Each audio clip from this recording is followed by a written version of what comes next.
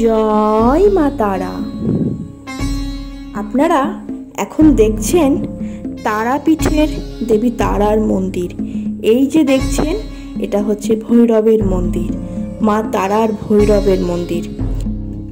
দেবী তারার মন্দিরে কেবলমাত্র দেবী একাই পূজিতা হন না, এখানে আরও নানান দেব দেবী ভগবান পূজিতা হন।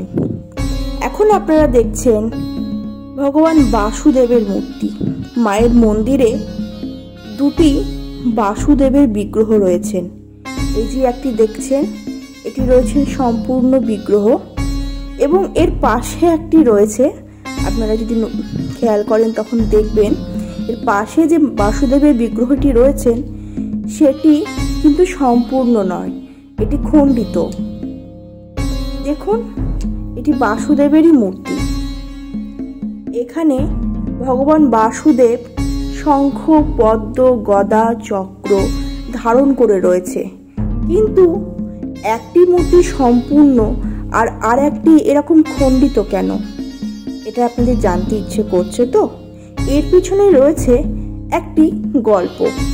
বহুকাল পূর্বে এই কোষ্ঠী পাথরের দুই মূর্তি ডাকাত দল চুরি করতে এসেছিল মায়ের মন্দির থেকে, কিন্তু মায়ের এক অদ্ভুত লীলা হয়। তারা মূর্তি দুটিকে চুরি করে নিয়ে যেতে গিয়েছিল, কিন্তু শেষ রক্ষা তাদের হয়নি। তারা অর্ধেক পথ গিয়েই দ্বারকা নদীর তীরে এই মূর্তি দুটিকে ফেলে দিয়ে চলে যায়। কেন? কারণ সেই স্থানেই তারা তাদের দৃষ্টিশক্তি হারায়, তারা অন্ধ হয়ে যায়, এবং এই মূর্তিগুলিকে তারা সেখানেই পরিত্যাগ করে পলায়ন করে।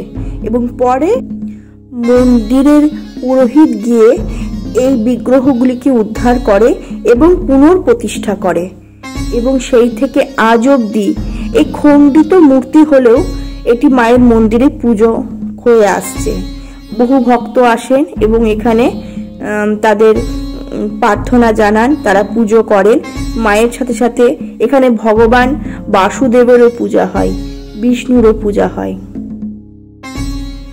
হরে কৃষ্ণ কৃষ্ণ কৃষ্ণ হরে হরে, হরে রাম রাম রাম হরে হরে।